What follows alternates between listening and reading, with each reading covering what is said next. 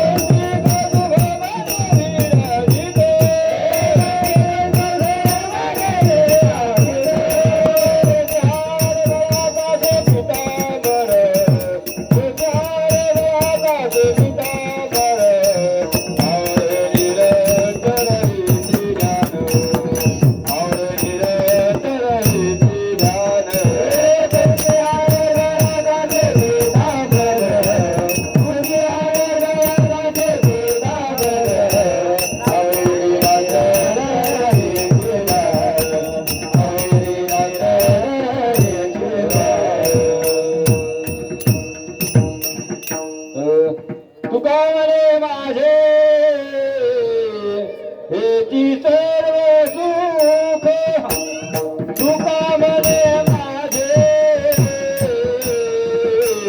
हेची सर्व सुख तुका म्हणे माझे हेची सर्व तुका म्हणे माझे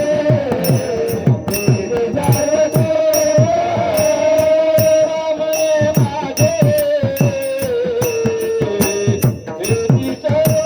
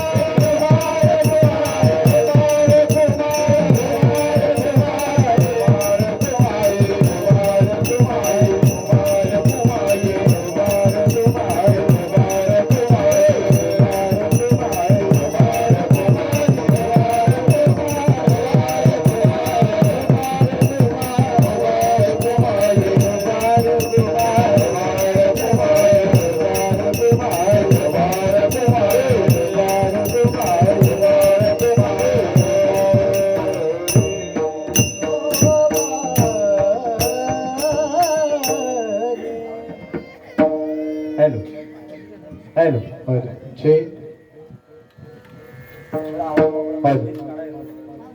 बेस काढायचा थोडा राम कृष्ण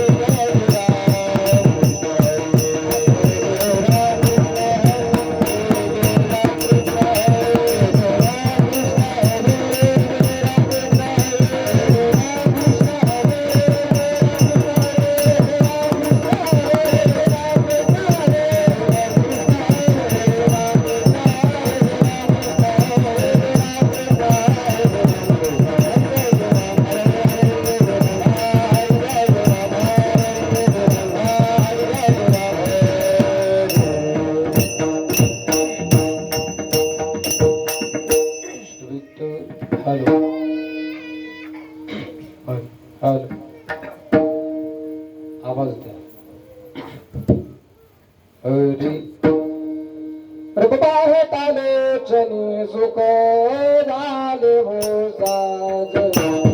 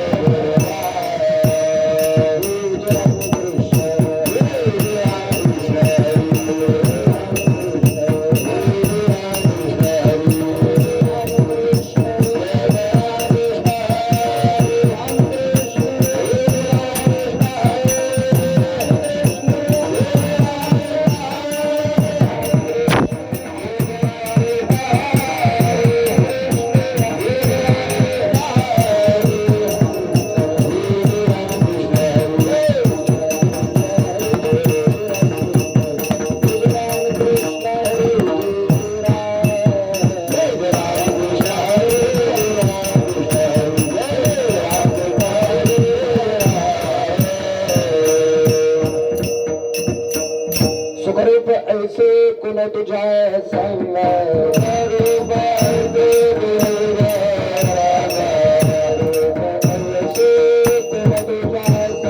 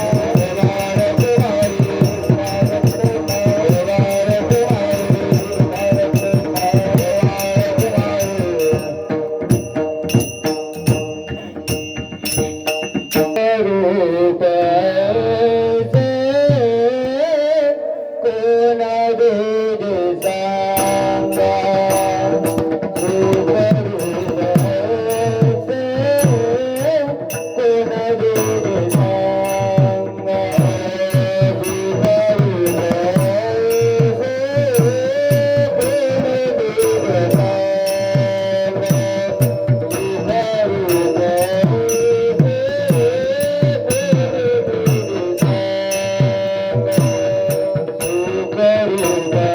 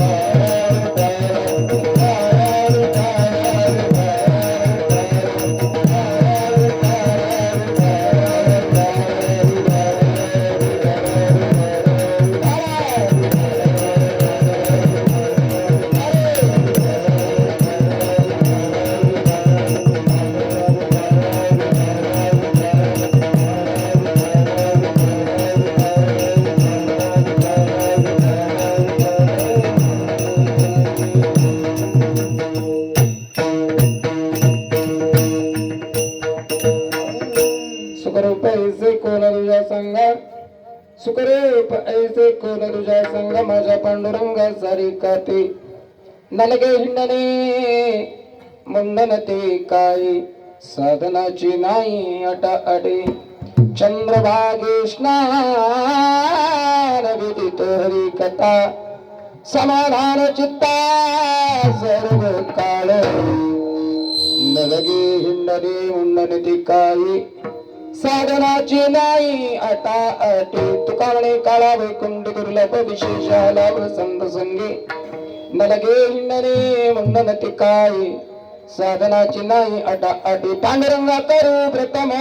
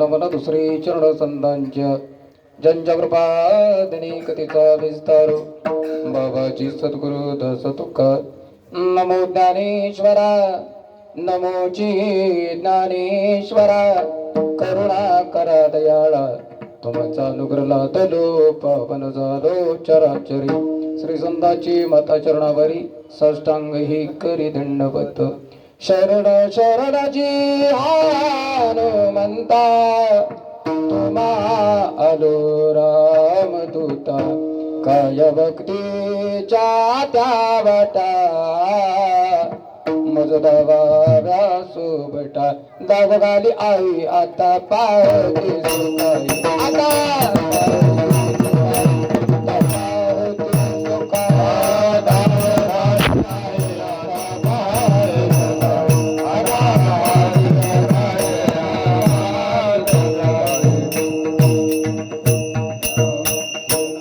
सुखरूपाईचा तुझ्या कोणी संगा माझ्या पांडुरंगाचा रिकाते नलगिंडनी मुंडनी टिकाई साधनाची नाही अटाटी प्रस्तुत प्रसंगी गोंधळी गावामध्ये असणारी विठ्ठलवाडी जुनेवाडी इथे असणारे विश्वाचा मायबाप जगाचा चालक विश्वाचा विधाता पांडुरंगाच्या मंदिरामध्ये प्रतिवर्षाप्रमाणे चालत आलेला अखंड नाम सप्ताह आणि या सप्त्याची नमन संकीर्तनाचं पुष्प भगवान परमात्म्याच्या चरणी समर्पित करण्याकरिता याही वर्षी सर्व समस्त ग्रामस्थ यांच्या वतीनं आदरणीय हरिभक्त परिणामचे प्रभाकर महाराज शिंदे यांच्या वतीनं हे कीर्तनाचं पुष्प माझ्यासारख्या अल्पमतीहीन पामराच्या वाट्याला आली. माझं पामर आहे काय थोर पण पायाची आवान पायवरी मी अल्पमतीन काय वर्णो तुमचे गुण. त्याचप्रमाणे उपस्थित असणारी सर्व गुणीजन मंडळी टाळकरी माळकरी प्रवचनकार मृदुंगमणी श्रोते वर्ग तुम्हा सगळ्यांना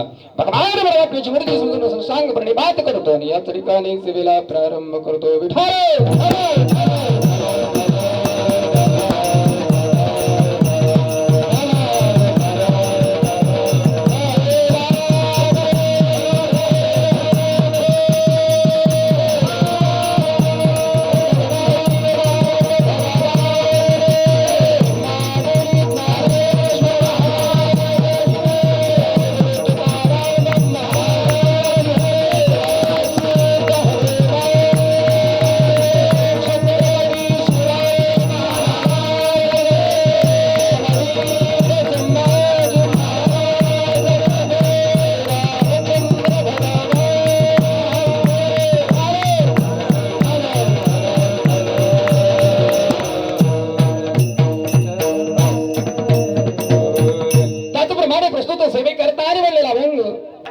वारकरी संप्रदायाचे आराध्य देव देवचे हृदय सर्वात संत श्रीमंत जगद्गुरु तुकोबराया जगात्यातील अच्च स्थितीला अनुसरून घेतलेला चार चरणाचा अभंग आहे आणि अभंगाच्या माध्यमातून जगद्गुरु तुकोबराय प्रतिपाद्य विषय तुमच्या आमच्या समोर मांडतात. या विश्वामध्ये माझ्या भगवान परमात्म्याच्या व्यतिरिक्त सुखी जर कोण असेल तर महाराज म्हणतात मला सांगा सुखरूप ऐसे कोण तुझ्या सांगा माझ्या पांडुरंगा त्याच्यासारखा विश्वामध्ये कोणीही दुसरा सुखी नाही आणि परत होणही तो सुखी महाराज का म्हणतात माहिती का विठेवरी ज्याची पाऊली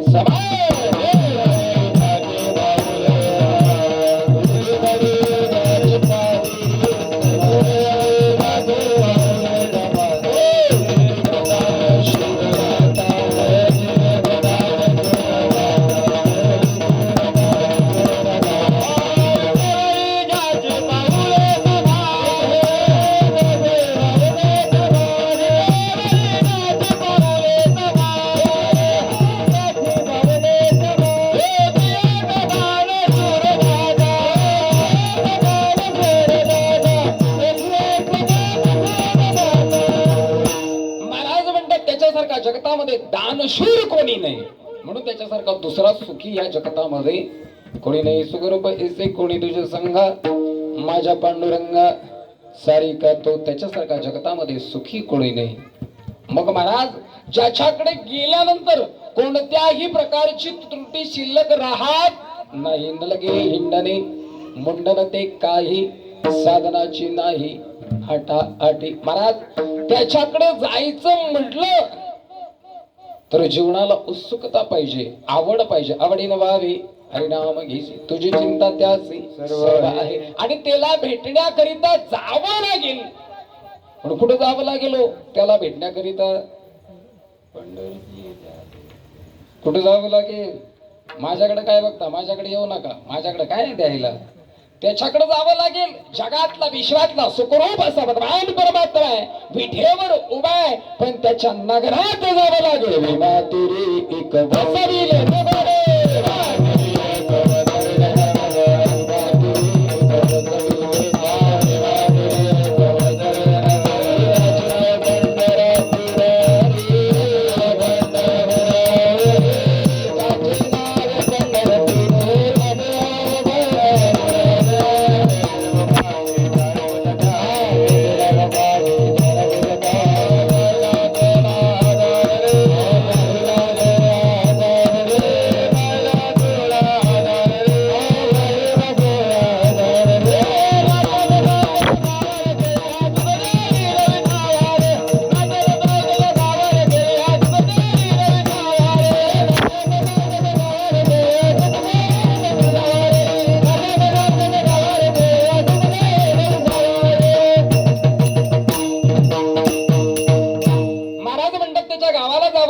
त्याच्या नगरापर्यंत पोहोचावं लागेल. तो सुखरूप आहे इथपर्यंत ठीक आहे, पण तो जर कळवून घ्यावा असं वाटत असेल ना, तर तिथपर्यंत पोहोचावं लागेल.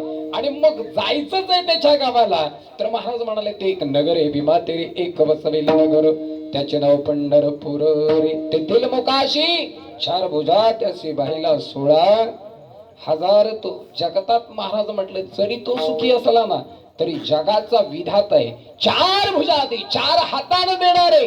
त्याचं कारण आहे वाट पाय उभा, बेटीची आवडी कृपाळू दाताडी उतावळे, मागील परिहार पुढे नाहीसीन झाली दर्शन. एकदा त्याचं दर्शन झालं, भाग गेला, सीन गेला, आवडा झाला असे आनंद.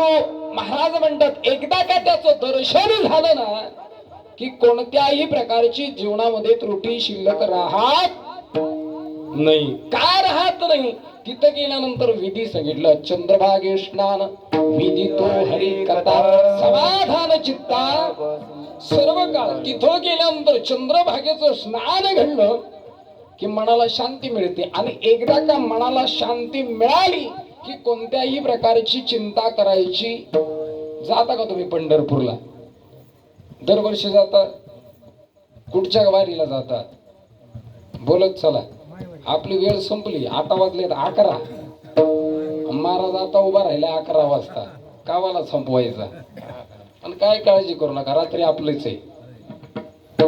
पण जास्त वेळ काढणार नाही मी, अजून अर्धा तास. आता जाता का नाही? त्याच्या गावाला जाता. आता तिथं गेल्यानंतर चंद्रभागेचं स्नान होतं इथपर्यंत ठीक आहे.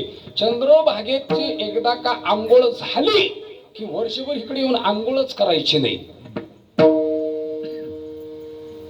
चंद्रभागे स्नान विधी तो हरी कथा, समाधान चित्ता सर्व काळ. महाराज म्हणतात तिथली आंघोळ केली, स्नानानं शुद्ध झालो.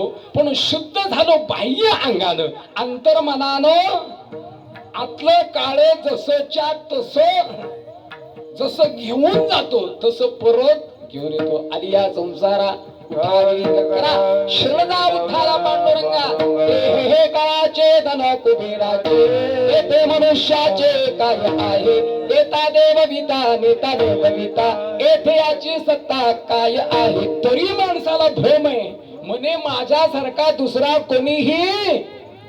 माझे माझे म्हणून वेद गेला, माझे माझे म्हणून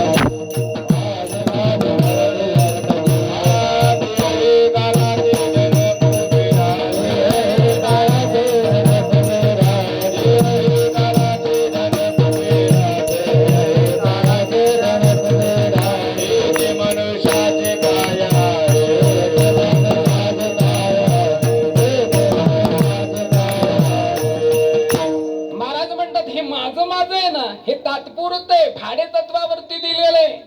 आपण परमनंट आहे का? आपलं तात्पुरतं राहणे, आपलं परमनंट ठिकाण कुठे? मुक्काम पोस्ट मस्टवणे आणि तात्पुरतं राहणे गोंधळे. इथला गोंधळ संपला, परत रेंज मध्ये नाही. एकदा कौर क्षेत्राच्या बाहेर गेला की तो पुन्हा रेंज मध्ये नाही. मग महाराज म्हणतात जोपर्यंत रेंज मध्ये आहे ना तोपर्यंत अहंकाराचा वारा. एकदा का अहंकार झाला की महाराज म्हणतात विषय संपतो, विषय संपला की संसाराची राखरांगोळी होते आणि संसाराची राखरांगोळी झाली ना की पुनश्य हातात येत नाही आणि पुनश्य हातात जर येत नसेल तर महाराज म्हणतात एक दिवस रणांगण सोडावं लागेल आणि ज्या दिवशी रणांगण सोडावं लागतं ना त्या दिवशी आपल्याला कुणीही वंशपोर म्हणत नाही. म्हणून आलेल्या सुवर्ण संधीचं काय करून घ्या, सोनं करून घ्या. आता सोनं करून घ्यायला आपल्याला आपणच जाग्यावर आहे का? आपली आंधळ्याची वरात, बाहेरची घरात, जावं कुठं तेच कळना, राहावं कुठं तेही कळना, काय खावं हेही कळना.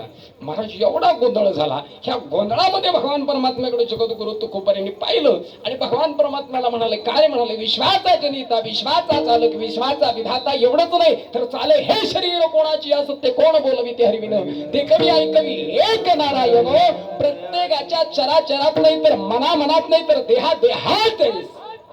मग म्हणाले हे सगळं वैभवशाळी जीव तुझ्याकडं आल्यानंतर असे का वागतात? भगवान परमात्म्यानं स्मित हास्य केलं आणि एक गोड उत्तर दिलं. म्हणाले जन्म दिले, कर्म दिले, पण संचितामध्ये जे जे लिहिलेलं आहे त्याचे फळ त्याला भोगावं लागेल. भोगन ते फळ संचिताचे. ही ते देवादी देवकाला सुटलं नाही. हा तर सर्वसामान्य माणूस आहे. पण सर्वसामान्य माणूस भ्रमणी भ्रमात गुंतला, विषयाशी माया रूपे चिकटला आणि चिकटला तो आयुष्यात येऊन नाशला. त्याच्यातून बाहेर पडता आलो नाही. मग बाहेर पडण्याचं साधन आहे संतांचे संगती मनोमार्ग.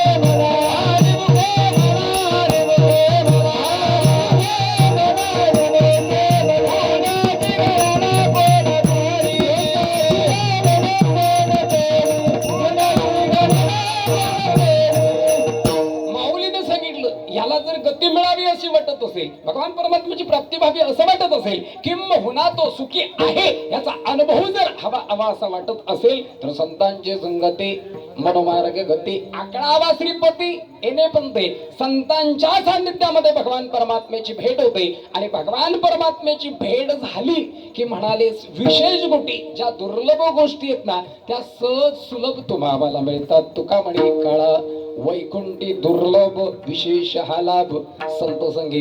जी गोष्ट दुर्लभ आहे पण महाराज त्या दुर्लभ गोष्टीला साधू संतांनी विशेष केली आणि विशेष असणारी गोष्ट जगद्गुरु तुकोबरे म्हणतात वाळवंटामध्ये साधू संतांनी त्याच्याच गावामध्ये जो सुखरूप आहे जो सुखी आहे त्याच्या सानिध्यामध्ये एकमेका देहुमुखी सुखे घाले उंबरी यारे तरी यारे लागे अवघे माझ्या मागे मागे आज देतो रे मनालो. विश्वाचा वैभव आहे आणि त्याच्या दरबारामध्ये गेल्यानंतर जो संतांना अनुभव आला तो अनुभव तुमच्या आमच्या समोर मांडण्याचा प्रयत्न करतात नाही तर समजावून सांगतात आणि समजावून सांगत असताना त्या साधू संतांच्या कृपा आशीर्वादाने तुमचं आमचंही हित व्हायला वेळ लागणार नाही. मग महाराज म्हणतात संगत फार महत्वाची आहे आणि ती संगत करत असताना न लगे हिंडणे मुंडन ते काय साधनाची नाही हटा अटी अभंगाचा सरळ भाव माझ्या अल्पशा बुद्धीप्रमाणे तुमच्या समोर मांडण्याचा प्रयत्न केला.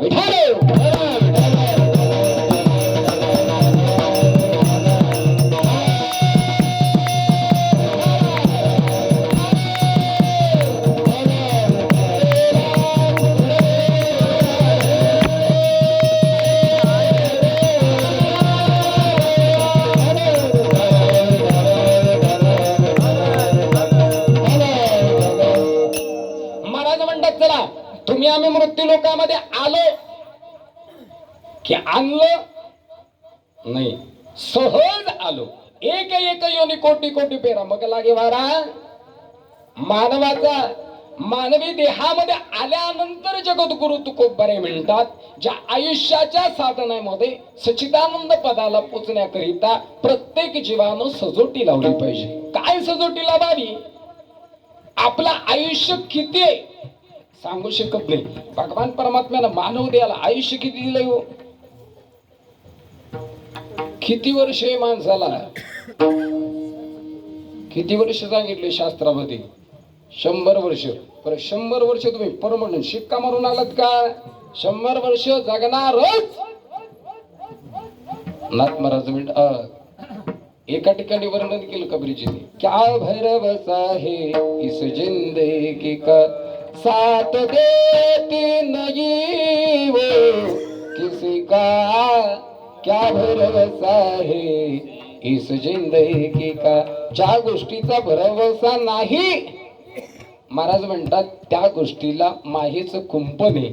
त्या माहेच्या कुंपणामध्ये आपण एवढे बांधले गेलो की आपल्याला नेमकं करायचं काय ते राहूनच गेलं जागच्या जाग्यावरती. याच्यातून कधी बाहेर पडता येत नाही.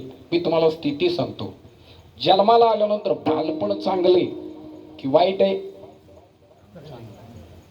बोलत चला गोंधळीवाले, तुम्ही बोलत चला. बालपण वाईट आहे का चांगले? बालपणामध्ये सगळे हट्ट पुरवला जातात. इथं कोणत्याही प्रकारचं कष्ट करावं लागत. ज्या आई वडिलांच्या पोटी जन्माला आलो त्या आई वडिलांनी आपल्याला जे जे पाहिजे ते दिले. कुठपर्यंत?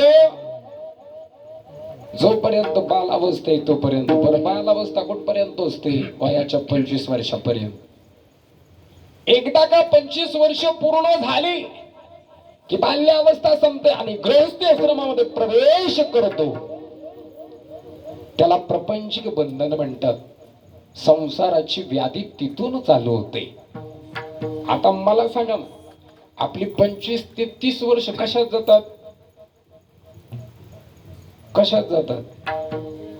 हातात पेन आणि डोक्यात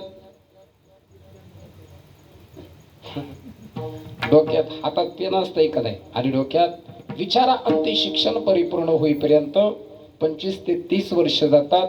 एकदा का तिशी संपली की मग घरची पिसळतात आणि पिशी आणून देतात. एकदा का पिशी आली की हातात किशी येते, आणि हातात किशी आली की भांडी घासल्याशिवाय पर्याय शिल्लक राहत नाही. आपलं विधानच तसं आहे. आपल्या बोकांडी एवढं बसलंय की नाही, आपण भ्रमरही गुंतलो, याच्यातून बाहेर पडता आलं नाही. मी आता जवळजवळ महाराष्ट्र फिरत आलो. बऱ्याचशा ठिकाणी अशा अनुभव येतात. म्हणजे नेहमी सांगत असतो, पूर्वीच्या काळात, आता ज्यांची केस पिकले त्यांची मजा आहे बरं का. ज्यांची केस पिकले त्यांची मजा आहे का? त्यांची केस तरी पिकलेले त्यांनी बघितलेत. आमची केस पिकतीलच आणि आम्हाला बघायला लावतीलच अशातलं काही गॅरंटी. आमच्या हातड्या उलट्या पालट्या गेल्या. रोज माईक समोर आहे, दररोज. कधी सकाळ संध्याकाळ होते. माईक खेचून खेचून किती दिवस जगणार? हे ऑलरेडी घेऊनच चालले की नाही. म्हणजे हे चांगलं आहे.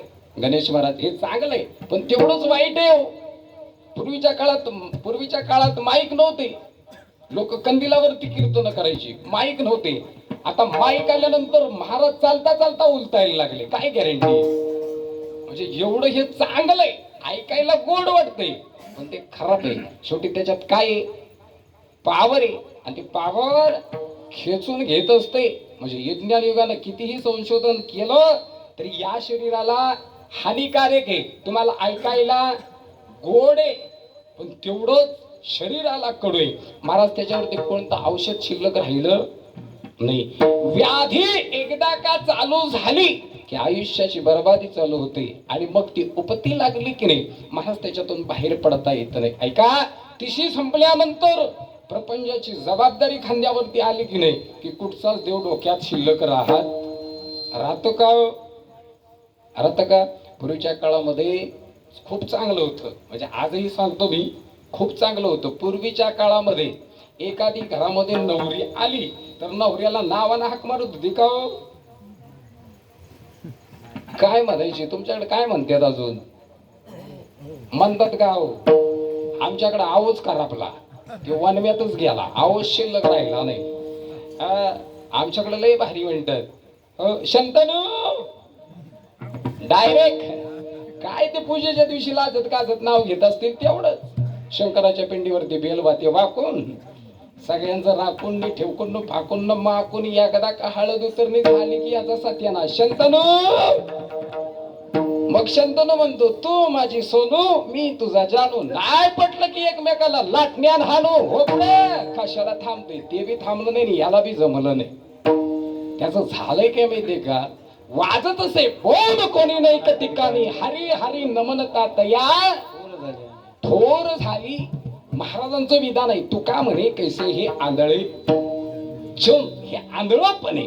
आणि काय झालं माहितीये का, विज्ञान पुढं युग निघत गेलं आणि विज्ञानाच्या धारे शिक्षण एवढं झालं. आता पूर्वीच्या काळातली लोक शिकलेली नव्हती. पूर्वीच्या काळातली किती जास्त शिकले तो, दुसरी तिसरी खायची मारामारी. अरे 18 विश्व ज्याच्याकडे दारिद्र्य होतं त्याला कुठं पाठ्यपुस्तक मिळत होतं. पण ऐका, ज्याच्याकडे 18 विश्व दारिद्र्य होतं तो जगातला सगळ्यात श्रीमंत माणूस आहे. आणि आता ज्याच्याकडे डिग्री आहे का नाही तो सगळ्यात भिकारड आहे. त्याच्याकडे डिग्री आहे पण माणुसकी नावाची चीज शिल्लक राहिली, तिथे इगो निर्माण झाला. अरे ज्याला 40,000 पगार आहे तो घरातल्या 40 वर्षाच्या म्हातारीला बघायला तयार नाही. आग लावायची का तुझ्या शिक्षणाला? अरे शिक्षण असेल, फाईल हातात आहे, अक्कल गुडघ्यात आहे, डोकं पाजवायला लागली. पण महाराज म्हणतात ज्या विषाने तुला निर्माण केलं, जो विधाता वाट पाहतोय, विसरले तयार थोर झाले हानी पचतील खाणी 84च्या. महाराज माणसानं जगावं पण त्याला जगण्याकरिता एक साधन आहे, बोली तैसा चाली त्याची वंदावी पावले. आता मला सांगा ना, आता माणूस मोठा आहे का देव मोठा आहे? हो माणूस, देव विकायला निघाली लोक. देव, मी परवाच्या दिवशी एका ठिकाणी वर्धापन दिनाला होतो. आदल्या दिवशी रुपी सजवल्या गावच्या 15 लाखाचे दागिनेच चोरले भाऊ. रात्री सजवलेले, सकाळी 4 वाजता गायब. सकाळी आम्ही कीर्तनाला गेल्यानंतर सगळी लोक डोक्याला हात लावून बसलेली. म्हटलं कीर्तन आहे का नाही? ते म्हटलं कीर्तन आहे. मग झालं काय? म्हणाले काल देवीला दागिने सजवले, 15 लाखाचे दागिने होते. मग रात्री सजवले पण सकाळी 4 वाजता गेले. मग चोर कुठचा? अरे गावचाच ना. त्याने काही तिकडून फोन केला का कालूच त्यात बाबा सजलेत ये? नाही, ते गावचेच होते. म्हणजे गावचे एवढे हरामी निघाले, देवाला सोडा लोक. देवाला देव बाजारात विकून खातील जर सोन्याचा. आता जर देव सोन्याचा असताना तुम्ही झोपले असता का नाही सामसूम, तुम्ही शिमग्याची पालखी उचलून गेले असते, इकडे विठ्ठलच गायब केला असता लोकांनी. का? सोन्याचा आहे तो बाई, तो दगडाचा आहे म्हणून जाग्यावर राहिला. म्हणून मी नेहमी सांगत असतो, देवाला दागिने घालताना जपून. तुम्ही आवडीनं भावे हरिनाम घेसी, तुझी चिंता त्यासी सर्व आहे. देवाला काय नाही लागत, काय ना लगे एके भावाची कारण. ऐका, थोर प्रेमाचा बुकेला हाची दुष्काळ तयाला. देवाला काही लागत नाही हो, देवाला काही लागत नाही. पण देव आपल्याला दिल्याशिवाय राहत नाही. जो राहत नाही दिल्याशिवाय, महाराज म्हणतात त्याच्यासारखा सुखी या जगतामध्ये कोणीच नाही. आणि आम्ही अधिद्रूप झालो. आमच्याकडे सगळी साधन आहेत मृत्यू लोकामध्ये. आता तर ह्या कलियुगामध्ये सगळ्यांकडे सगळं साधन आहे, सगळं मिळतंय, सगळे व्यवस्थित आहे. खायला पियला एवढं झालं, फक्त माणुसकी शिल्लक राहिली का? माणसात राहिली नाही. माणसं ज्या दिवशी श्रीमंती तुमचे कधी गावात बसेल, ज्याच्याकडे श्रीमंती आहे पण जो माणसात असतो ना त्याला लोक सलाम केल्याशिवाय राहत. तुमच्या श्रीमंतीला कोणीही तुम्ही घालत नाही. तुझी श्रीमंती तुझ्या उमऱ्याच्या आत. श्रीमंती ज्या दिवशी आपलं ते अवसान होतो त्या दिवशी श्रीमंती बरोबर घेऊन जाणार आहे का? तुका म्हणे ज्याची संपदा एवढी सांगाती कबाडी गेली नाही. रावणाकडे 7 कोटी घरं सोन्याची होती पण एक हातातली अंगठी नेऊ शकला नाही. तुमचं आमचं काय? तुमच्या आमच्याकडे काय हो? काय काहीच नाही तरी म्हणतो मी अख्ख्या गावाला पुरून उरतो. अरे काय उरतो, तुला अख्खा गाव पोचवायला लागतो, तू कुठं उरतो? हा, तू उरशीलच का? तू गेल्यानंतर अख्ख्या गावाला यायला लागतं. जोपर्यंत गाव येतो नाही तोपर्यंत तुला कोणीही उचलत. कसला आला अहंकार येड्या? म्हणतो मी कोणाला जुमानत नाही, तू नको जुमानू रे. पण शेवटच्या दिवशी ज्याला जुमानत नाही ना त्यालाच पाणी पाजायला यावं लागतं येड्या. ज्याच्या हातनं काय खाल्लं नाही त्याच्या हातून पाणी पिला जातो, नाही तो कोण कोणाची. म्हणून जोपर्यंत जगद्गुरु तुकोबरे म्हणतात तुमच्याकडे ते अवसान आहे, तुमच्यापर्यंत देव येतंय, जोपर्यंत त्या देवाकडे जाता येतंय ना तोपर्यंत एक काम करा. नम्र झाला होता त्यांनी कोंडिले आनंदा, जय जय दिसे भूत ते मानी जय भगवंत. आणि भगवंताची साधना प्राप्त होण्याकरिता साधू संतांनी नाही तर पूर्वजांनी घालून दिलेला घाट आहे, त्या घाटात उभं केलेलं मंदिर आहे. त्या मंदिरामध्ये अखंड हरिनाम सप्ताह आहे. इथं कोणत्याही प्रकारचं निमंत्रण लागत नाही. जो न निमंत्रण देता येऊन देवाला भजतो त्याला म्हणावं आम्ही देवाचे अन्वायी. पण ज्याला देव असून कळत नाही त्याच्यासारखा मूर्ख दुसरा, त्याच्यासारखा गडी तोच. मग लोक म्हणतात आम्ही गेलो असतो पण आमचं थोडं काहीतरी आडलंय. त्याला काय केलंय तुझं? अजून तुम्हाला सोपं करून सांगतो, आपलं कितीही कुठंही वाकडं तिकडं असेल पण देव माझा आतापर्यंत वाकडा तिकडा कुठं पाहिला का? शास्त्राचं विधान आहे बरं का. जोपर्यंत देव समपावला नाही, जोपर्यंत देवाचे हात कमरेवर आहेत, जोपर्यंत देव शांत आहे तोपर्यंत तुमच्या सगळ्या गरजा पुरतील. पण एखाद्या दिवशी जर देवाचं डोकं फिरलं ना तर एका दिवसात किती लोक मारू शकतो तो? आता भारताची लोकसंख्या किती आहे? एवढी मारायला त्याला किती मिनिटं लागतील? आपल्याला एक मिस कॉल दिला कोविडचा, भले भले गेले, ते तेल लावायला सुद्धा शिल्लक नाही राहिले तरी अजून कळलं ना. तो म्हटला एक मिस कॉल दिलाय, अजून 2-3 वर्ष देतो, दुसरा मिस कॉल देतो, नाहीच ऐकला तर तिसऱ्याला पार सपाटच करतो. जाऊ दे बोमलं, तुझं बी नाही आणि माझं बी नाही. म्हणून जोपर्यंत मिळतंय तोपर्यंत पहा. पण आता आपल्याकडं फारशी मजा आहे, आपल्याकडं सगळ्या सुविधा आहेत, आपल्याकडं सगळ्या सुविधा उपलब्ध आहेत. आजही देवाला काळजी, आजही देवाला काळजी केले. आता प्रत्येकाच्या घरात दर महिन्याला किती रुपये येतात लाडक्या भावाचे? होय हो, नाही नाही, लाडक्या भावाचे पैसे येतात का नाही? कोणाला? बहिणी जोमात निघाल्या आणि भाव कोमात, ते मेले बिस्किटावाली अजून तिथंच. ऐका ना, हप्ते चालू ह्याना झाले, हप्ते चालू ह्याना झाले, आम्ही सप्ते बंद केले, हप्ताच नाही. ते म्हटले वर्गणी काढायची कुठे? यांना फुकट 1500 रुपये मिळतात. बरं, यांना 1500 रुपये मिळतात, ते काही शिमग्याला बाहेर काढत अजिबात नाही. ते दाढीवाल्यानं पाठवलंय, नाडीवाल्याचं काही चालतच नाही. लय वागाट झाला. पण तुमची मजा आहे, 1500 रुपये मिळतात का नाही? आतापर्यंत किती जमा झाले? उद्या जाताना एक एक हप्ता मला द्या, म्हणजे विषय संपला. मीच दमलो आता, आतड्या उलट्या पालट्या झाल्या माझ्या. बरं, अख्ख्या गावात म्हटलं अरे माझ्या कुणीतरी बहिणी वा दया येऊ दे तुम्हाला, मला एक एक तरी हप्ता द्या. अहो मला देऊ नका हो, देवाला द्या. ज्यानं आज फुकट तुम्हाला दिलंय 1500 रुपये फुकट येते, एक एक हप्ता त्याला द्या. आयुष्यभर 1500 रुपये मिळत राहतील. पण झालं काय माहितीये का, बहिणीने नुसता गोंधळ केला. ते 1500 रुपये जमा करून ठेवले पण बाबाला काय द्यायला तयार नाही.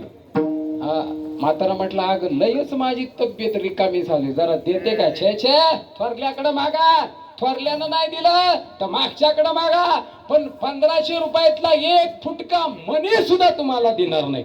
दिले कुणी? बाबानी. मागणारा बिन आयाशी गेला. म्हणजे आमच्याकडे सांगते, तुमच्याकडेच नाही. आमच्याकडे कालच परवाच्या दिवशी एक बाबा असाच गेला. तो नेहमी म्हणायचा अगं डॉक्टरला जायला पैसे दे.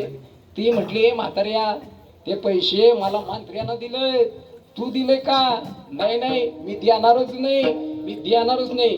मागणारा बिचारा 8 दिवस राहिला नाही, त्याला अटॅकच आला आणि तो गेलाच की हो. मग आता ती म्हातारी म्हटली, तेव्हा जरा दिली असते 5-6 हजार रुपये तर म्हातारा 6 महिने राहिला असता. कधी आता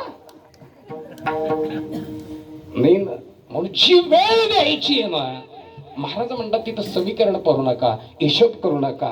जी वेळ द्यायची ती इथून द्या. त्याचं बेनिफिट काय होईल माहितीये का? त्याची द्वैता त्याचं दुप्पट तुम्हाला मिळाल्याशिवाय राहणार नाही. आणि एखादी गोष्ट ज्या वेळेला आपल्याकडे येते ना, महाराज म्हणतात ती गोष्ट तुम्ही इथून दिल्यानंतर त्याची अवस्था दुय्यम समावे तुम्हाला परिश्रमामध्ये प्राप्त होते. भगवान परमात्म्याकडे जात असताना 1 रुपया जरी चरणावरती टाकला ना, तरी देव तुम्हाला पुढे 10 रुपये तयार करतो. ही ताकद फक्त एका बापाकडे आहे, त्याचं नाव आहे पांडुरंग. मग याच्यासारखा सुखी कोणी नाही. अभंगाच्या प्रथम चरणात महाराज सांगतात,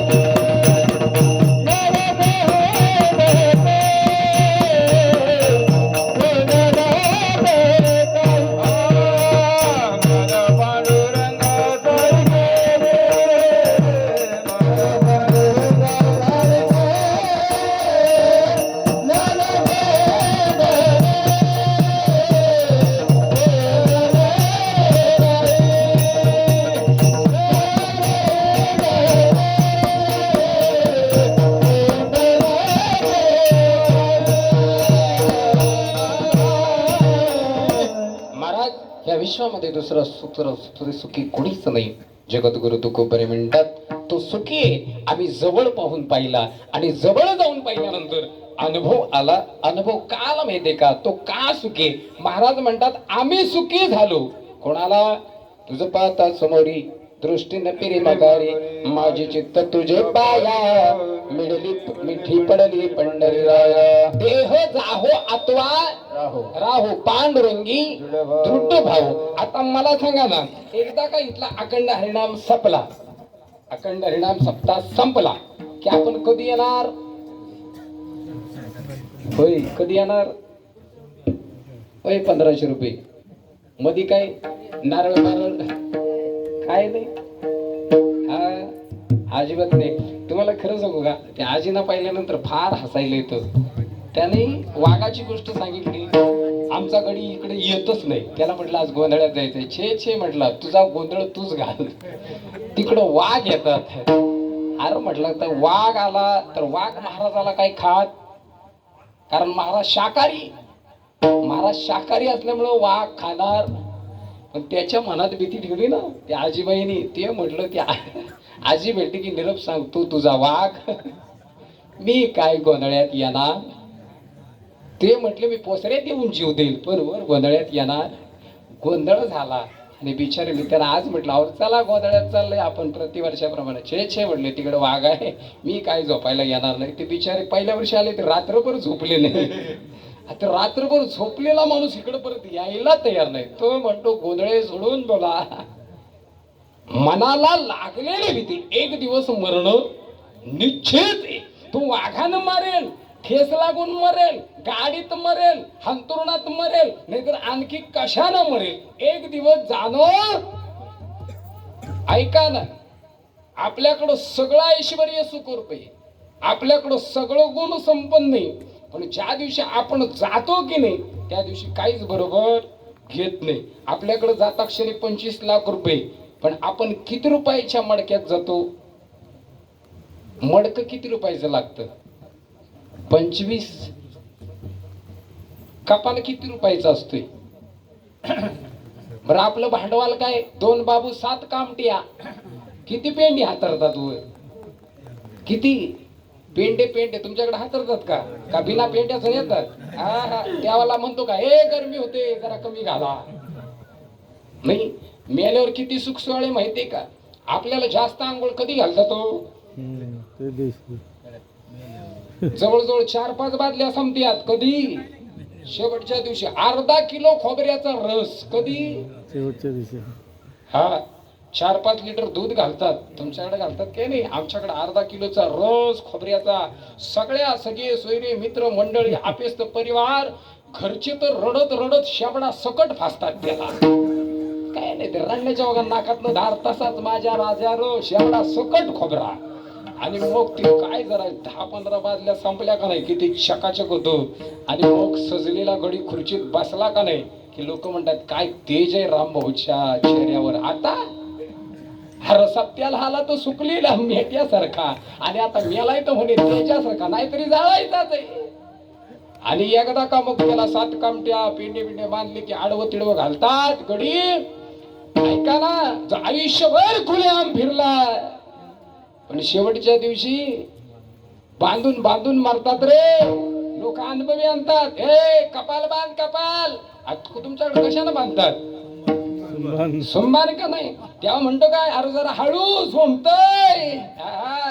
जित्ता असताना अख्ख्या गावाला झोमला, पण लोकांनी तुला हाणून झोमलं नाही, कात्यानं आवळून दिला. नेला तर नेला कुठपर्यंत.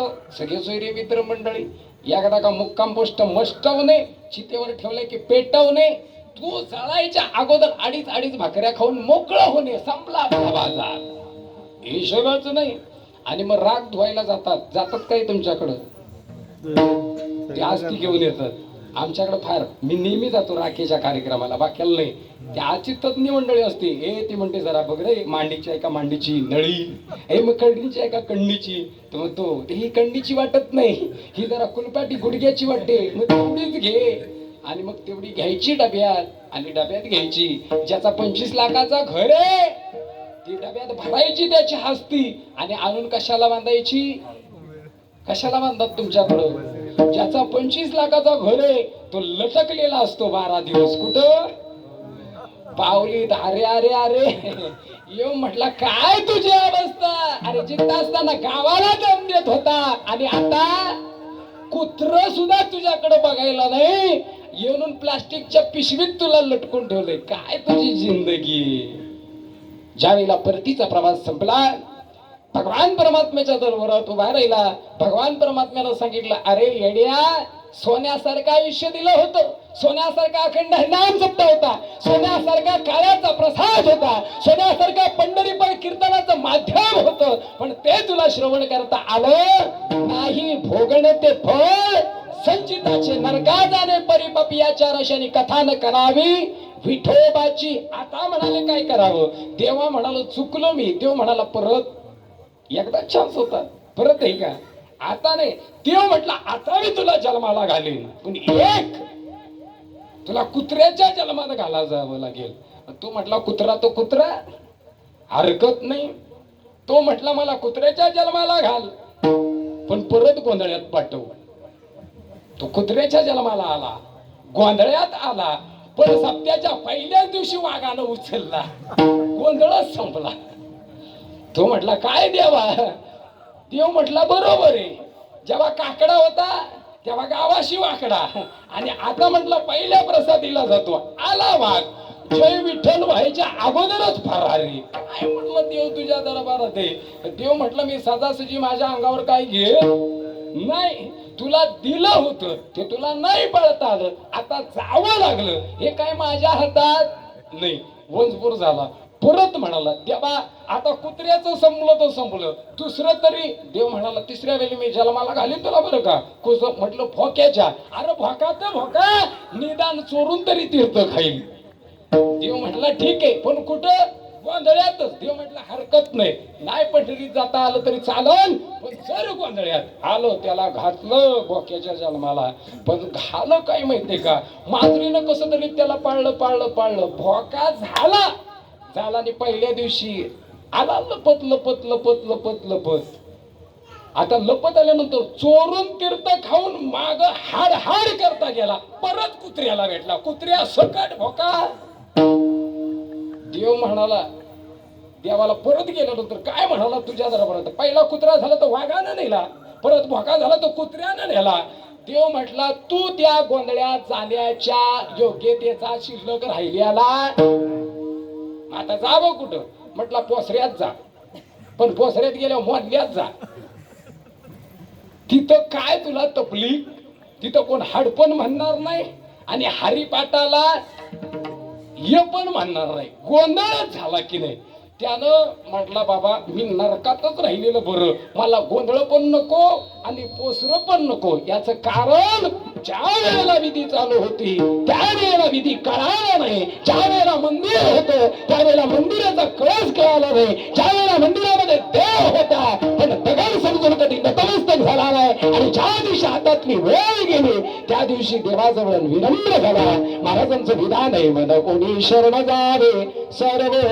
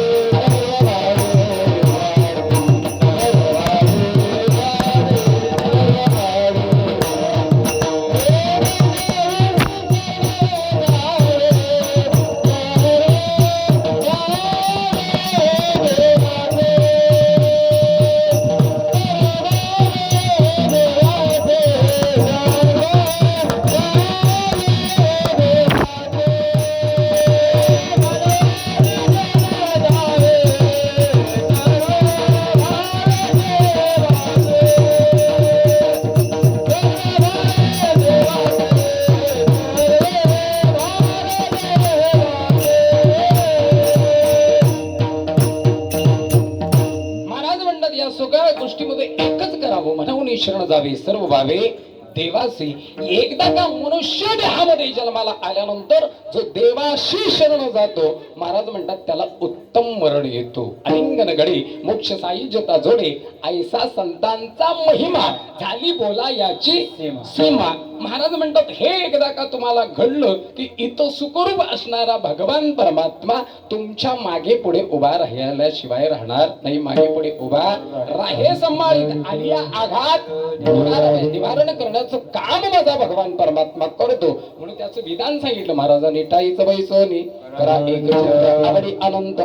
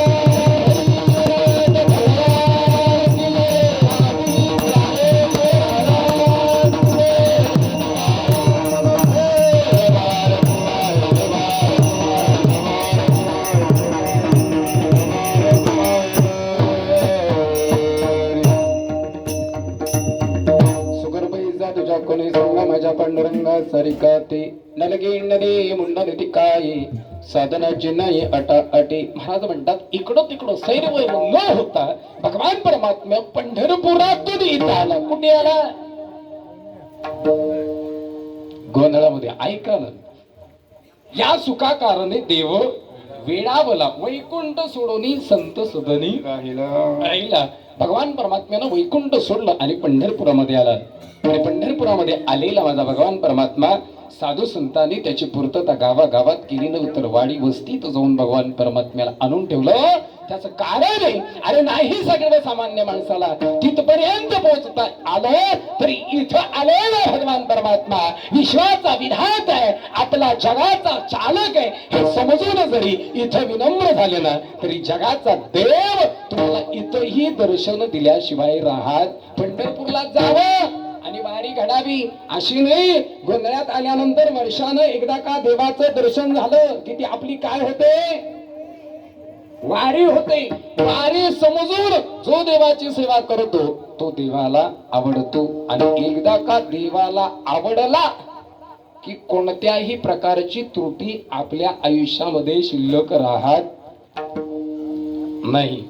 मग महाराज ज्या वेळेला माझ्या रुक्मिणी आई साहेबांना पाहिलं आणि देवाला एक प्रश्न विचारला. म्हणाले, का हे ब्रह्मांड जग निर्मिती करणारे ब्रह्मा विष्णू महेश तुमच्याकडं कर्तुम अन्यथा कर्तुम अशी आचार विचार शक्ती, मग ही विभूत निर्माण करणारा एक एक जीव, ह्या जीवाला अधोगतीला नेण्याचं प्रयोजन नियोजन काय? त्यावेळेला माझ्या भगवान परमात्म्यानं गोड उत्तर दिलं. म्हणाले, जर ही एवढी लोकसंख्या एकसारखी राहिली तर या सृष्टीचा कारभार चालणार नाही. इथं हौशे गौशे नवशे तपी योगी जपी पापी मोक्षी आणि साक्षी. महाराज या त्रिणी त्रैलोक्यामध्ये अनुक्रमानं 9 आकडा पूर्ण झाला की महाराज त्या नवक्रमानाच्या आयुष्याप्रमाणे माझ्या भगवान परमात्म्यानं सांगितलं, रुक्मिणी या प्रमाणे जर मी चाललो तर त्या पृथ्वीचा राजगडगा योग्य त्या पद्धतीनं चालतो. पण एक सगळ्यात सर्वसामान्य जीवाला हिंदू धर्माच्या संस्कृतीला एक बोध दिला. चला, आपल्या हिंदू धर्माला देव किती आहेत? होय 1500 रुपये. तुम्ही सांगा हो, आपल्या हिंदू धर्माला देव किती?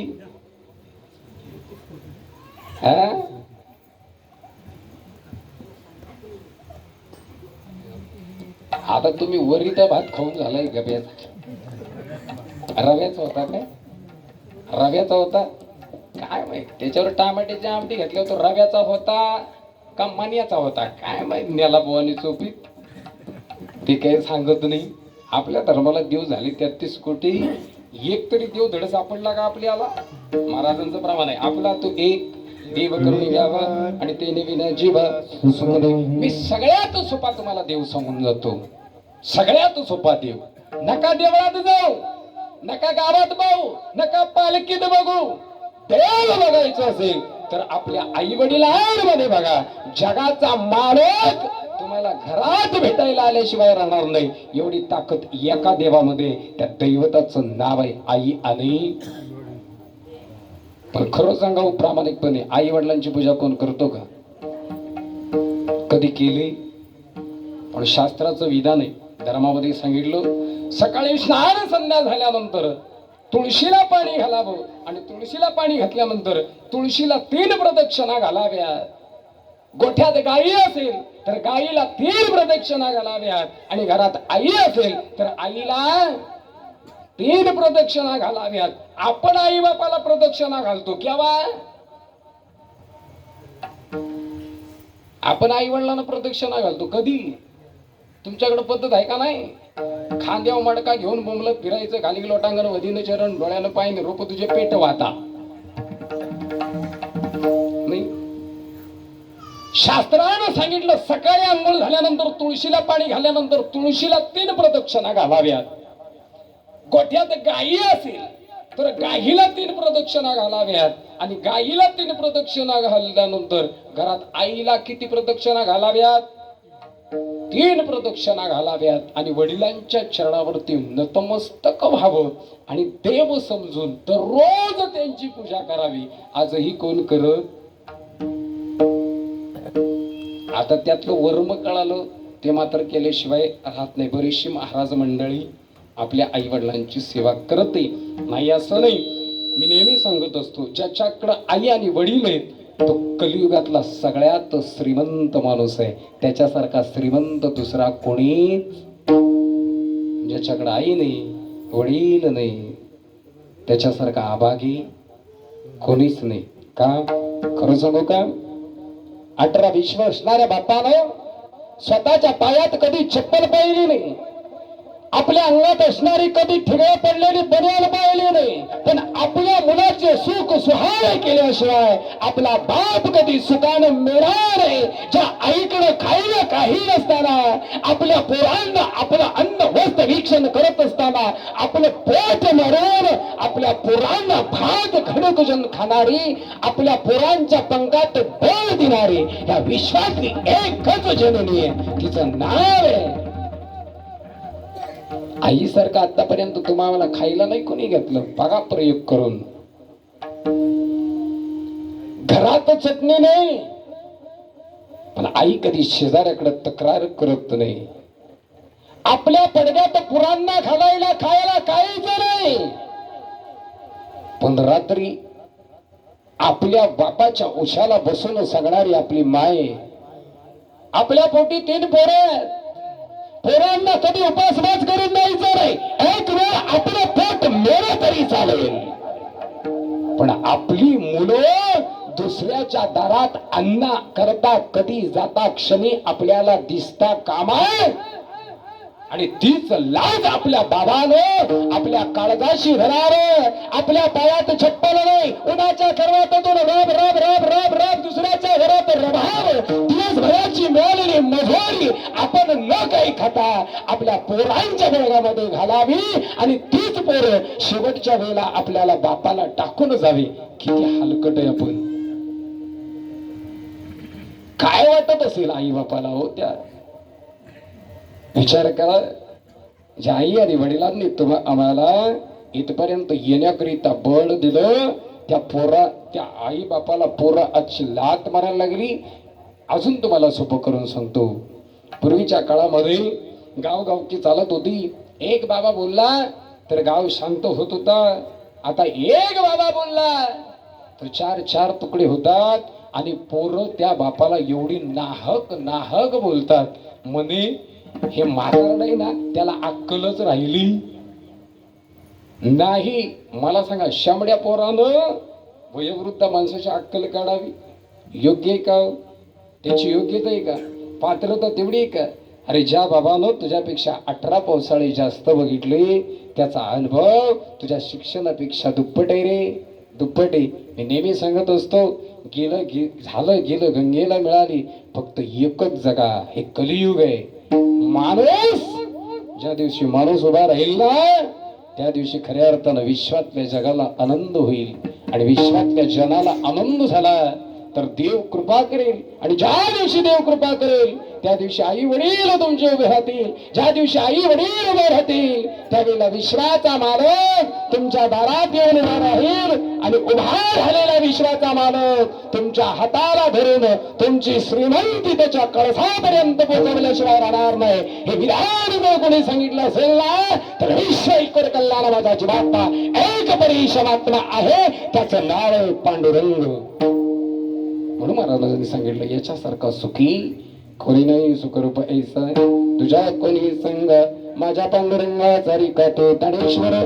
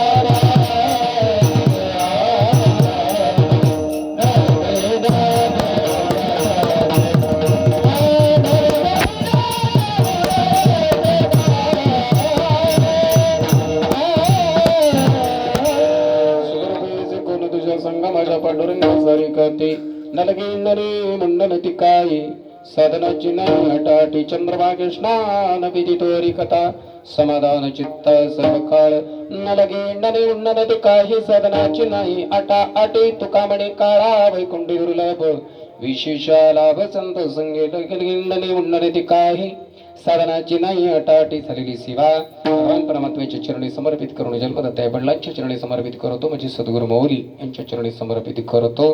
मला जेवढा वेळ मिळाला तेवढा अभंगावरती पूर्वार्धावरती बोलण्याचा प्रयत्न केला. उपस्थित सर्व गुणीजन मंडळी तुम्हा सगळ्यांना दुर्गश लाभो. आजच्या कार्यक्रमाला उत्तम ज्याने मृदुंगाची साथ दिली ते आमचे गणेशजी पांचाळ असतील, श्रेयश कोठारी असतील, त्यांचे बंधू समवेत आलेले सर्व गायनाचारी मंडळी, उपस्थित सर्व गुणीजन मंडळी तुम्हा सगळ्यांना दुर्गश लाभो. सकाळी काळ्याचं कीर्तन आहे, सकाळी काळ्याचं कीर्तन आहे. सकाळी काळ्याचं कीर्तन आहे, काळा करायचं कीर्तन पण काळ्याचंच आहे. उद्या काळा आहे, त्याच्यामुळं सगळ्यांनी लवकरात लवकर या. पुनश्च तुमच्या चरणी साष्टांग प्रणिपात करतो. वेळी वाकडी सेवा जेवढा वेळ मिळाला तुमच्या समोर मांडण्याचा प्रयत्न केला.